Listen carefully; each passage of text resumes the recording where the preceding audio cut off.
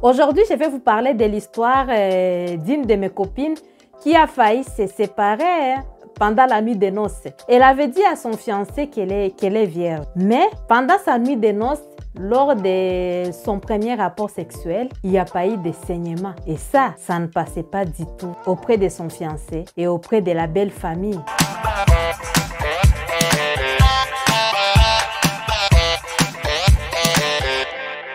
Bonjour à toutes et à tous et bienvenue sur ma chaîne.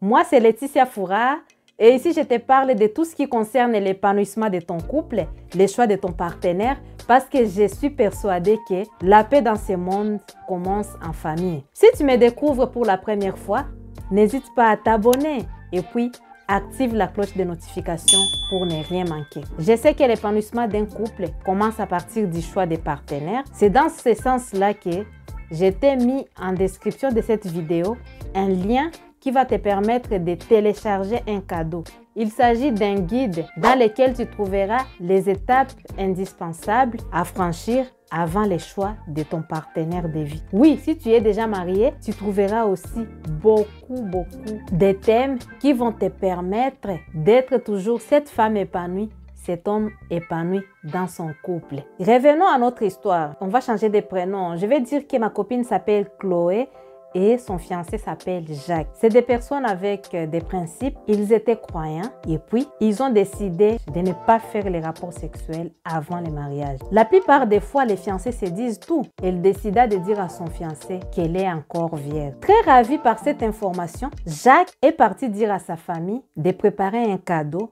qui sera donné à la mère de Chloé après le mariage, donc après la nuit des noces. Pour vous qui ne savez pas, la plupart des fois, et surtout dans certains pays d'Afrique ou dans certaines villes d'Afrique, quand on se marie, il y a tout le monde qui attend la nouvelle de savoir est-ce que la personne était vierge ou pas. Et la virginité, comment on les remarque? Des saignements sur les draps. Et c'est ça la preuve qui montre que la personne était vierge. Voilà, ça c'était entre guillemets juste pour qu'on puisse entrer dans les contextes et que tout le monde puisse comprendre. Bon, Chloé s'est mariée. Ils ont fait d'abord le mariage à la mairie et puis ils sont partis à l'église aussi. Ma copine Chloé me dit Laetitia, en tout cas lors de mon premier rapport, ça s'est bien passé. Oui, ça m'a fait mal, mais ce n'était rien de très grave. Voilà, c'était vraiment supportable. Mais moi, je n'ai pas eu de plaisir parce que dans ma tête, voilà, je me posais la question comment se passe une première fois. Et elle s'attendait à avoir les sang sur les draps.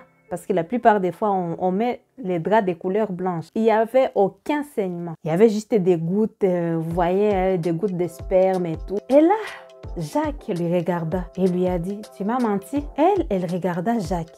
Elle dit, non, je ne pourrais jamais te mentir. J'étais vierge, c'est toi, c'est ma première fois. Mais le regard de Jacques a inquiété vraiment Chloé. Chloé commença à pleurer. Pas pleurer de douleur, elle s'est posé la question. Qu'est-ce qui s'est passé? Mais je n'ai jamais connu d'homme. C'est mon premier. Mais pourquoi il n'y a pas eu de saignement? Ma maman, elle attend elle-même qu'on montre les draps avec les saignements. Même la belle famille attend là-bas. Qu'est-ce que je veux faire? Qu'est-ce qui s'est passé? Et son mari lui a dit, ne t'inquiète pas. C'est qu'elle voulait que son mari ait confiance en elle parce que vraiment c'était la vérité. Maintenant, le challenge c'était quoi? De sortir de la chambre, de faire face à la famille, de faire face aussi à la belle famille. Et là, Chloé répliqua, Jacques, moi je ne peux pas commencer le mariage avec les mensonges. Tu sais très bien, j'étais réellement vierge. Je sais que c'est dur pour toi. Mais moi aussi, c'est dur pour moi parce que je n'y comprends rien.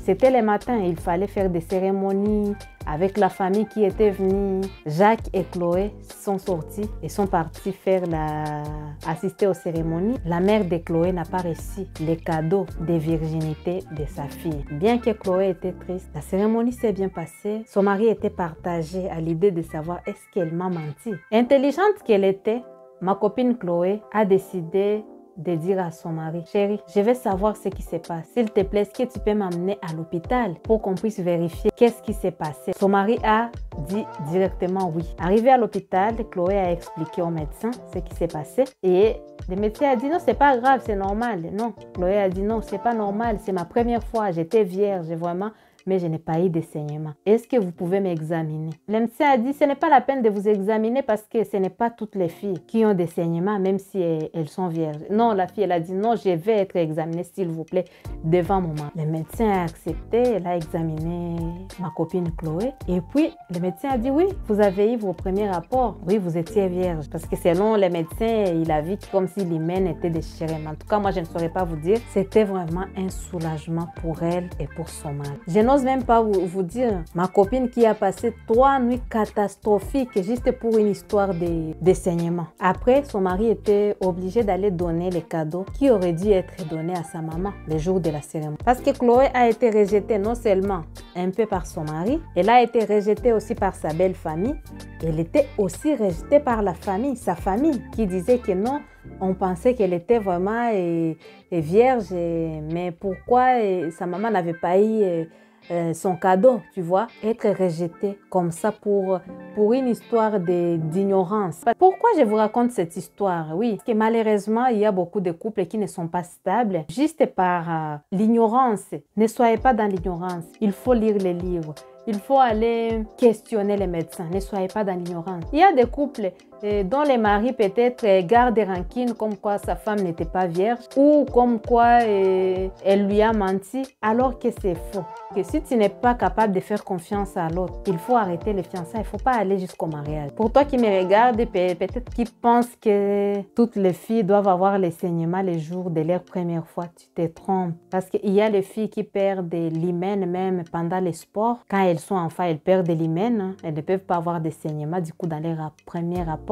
Oui, l'hymen aussi peut disparaître pendant l'enfance. L'hymen, c'est le tissu en fait qui se déchire quand on déflore une fille. Il y a ceux qui perdent cet hymen pendant l'enfance sans rien faire, juste par des exercices de gauche à droite et c'est tout. Il y a aussi certaines filles, leur hymen a une ouverture très large et qui permet facilement un rapport sexuel sans les déchirer. D'après Israël Nissan, qui est gynécologue, 54% des femmes ne saignent pas la première fois. Donc, s'il vous plaît, arrêtez de poser cette question aux filles. Oh, tu es vierge. Si une fille décide de te dire elle-même qu'elle est vierge, c'est son choix, mais il faut arrêter de leur poser ces questions. J'insiste sur ça, surtout pour l'Afrique. Si tu as un cadeau à offrir, il faut offrir. Il ne faut pas demander les preuves de ça et de ça. Ce n'est pas une bonne chose de culpabiliser l'autre. Si elle te dit qu'elle est vierge, tu n'as pas besoin d'avoir des preuves en fait. Qu'il y ait saignement ou pas, il faut la croire quoi. Il ne faut pas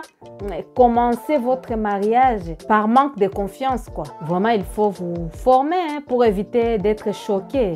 Renseignez-vous, lisez les livres, c'est important. Imaginez si toi qui me regardes aujourd'hui, tu n'es pas bien avec ta femme parce que tu penses qu'elle t'a menti alors qu'elle ne t'a jamais menti. Tu vois que c'est grave. Hein? J'avais même appris que il y a un couple qui s'était marié aussi toujours en Afrique et puis comme il n'y a pas eu saignement sur les draps, le mari était obligé de se couper pour que sa main puisse saigner et puis il prend maintenant les sangs qu'il a eu sur sa main, il les met sur les draps. Vous voyez pourquoi faire ça? Commencer son mariage par les mensonges, ce n'est pas bien. Il y a d'autres filles qui ont maintenant peur, commencer à chercher je ne sais pas quoi pour avoir les saignements les jours des mariages. Ce qui est important, c'est la vérité. Parce que ce que je dis toujours ici, quand on se marie, il faut se marier dans la vérité. Dis ce qui te convient, ce qui ne te convient pas, parce que tu cherches à avoir une bonne personne.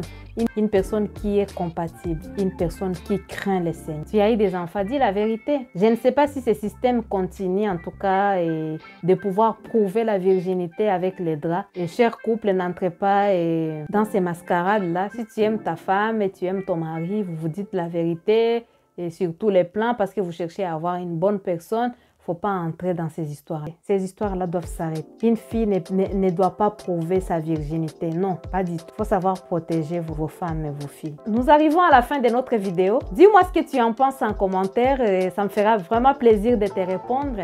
N'oubliez pas de liker, de partager la vidéo. Ça peut aider, oui. Ça peut aider des gens autour de toi. Et surtout de t'abonner si ce n'est pas encore fait. Je te dis à très bientôt pour une nouvelle vidéo.